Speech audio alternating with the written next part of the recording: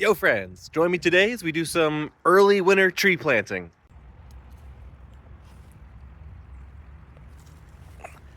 No, it's not a joke, it's really that easy. What I was planting there is elderberry. Yeah, no, it's honestly as easy as that. There are some really cool native plants. I'll also do this with willow, where you plant hardwood cuttings after dormancy, so in the middle of winter, and they'll grow into a big, beautiful tree in just a few years. So let me share with you today some about elderberry, about how easy it is to plant, and a couple different methods for growing it and planting it, and also some different sizes it looks like and how quickly it grows. Yeah, so we started here with some elderberry cuttings. This is brown lignified wood, and the trees, it's kind of winter here, so the trees have lost their leaves. They've gone into winter dormancy. You don't want to do this in the middle of the growing season. So this here is an elderberry tree from which I've been taking these cuttings. You can see it still has a few leaves on it right here, but it's wintertime. For the most part, it's lost its leaves, so this is a good time to start taking cuttings.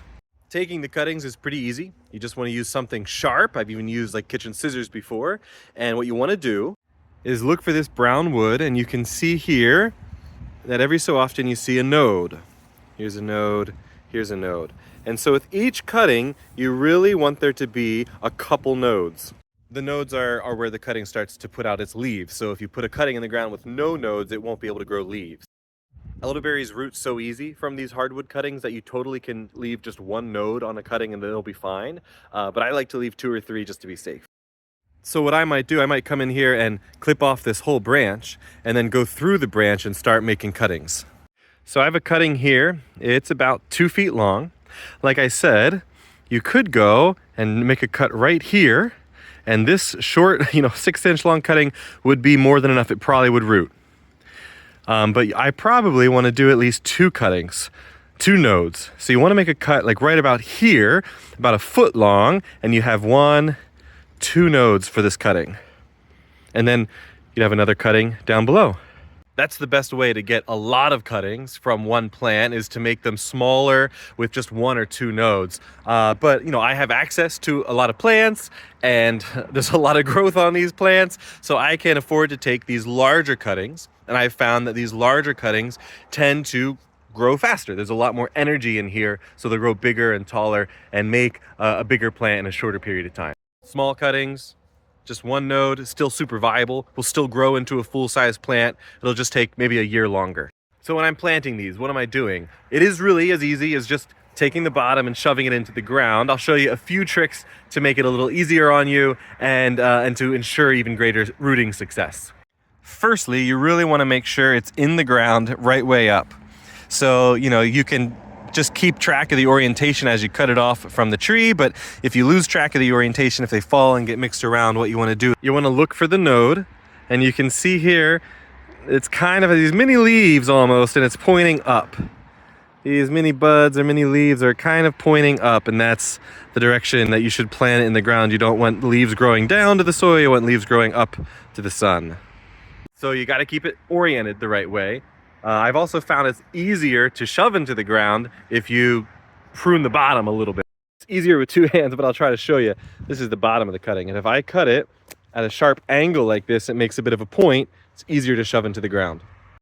Now at this point, I've found, honestly, surprisingly high success shoving it into the ground and walking away, not worrying about watering or mulching or weeding. Probably about 75% success. 75% of these cuttings that I shove it in the ground and walk away from will grow into full-size trees in just a couple years.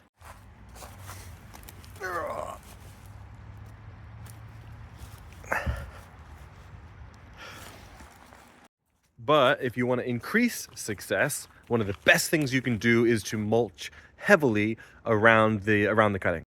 This is a little insight into some of my nursery work. It snowed a little bit yesterday, so it's kind of hard to see, but this is a thick pile of wood chips, probably at least this deep. And here are a whole bunch of elderberries that are grown from cuttings that I planted last year. So let's dive in, look at this one really quick. You can see here, this is the tip of the cutting. So it was about that tall above ground, and I probably made it an equal amount below ground. I always try to do half above and half below. And then I mulched heavily, this much mulch around the cutting. And look at what it did in just 1 year. We're talking about multiple branches that are at least 3 feet long. And this whole row here, I never watered and I never weeded. The thick mulch helped it retain the moisture, it helped keep back the weeds. And also I had improved this area pretty heavily with compost and with horse manure in the winter. So when I planted them early spring, they really took off. So I would say all of these are our best case scenario in terms of, like, you take a foot long cutting, you shove half of it into the ground and walk away. And this is the best case scenario of what they'll look like. Here's another one that was started from a cutting around the same time. And I would say it's quite a bit smaller. I did mulch around it heavily, but the soil was not amended in the same way. So you can see it's still going to be a great big strong tree someday, but it's just going to take a little longer to get there. So yeah, like with most plants, if you plant them in soil amended with lots of nutrients, compost and organic matter, manure, they'll grow bigger, stronger, faster. But elderberry cuttings, elderberries are pretty hardy. They'll handle a variety of conditions. They just might take a little slower to go and to grow to full size if their soil is not amended, which is totally fine.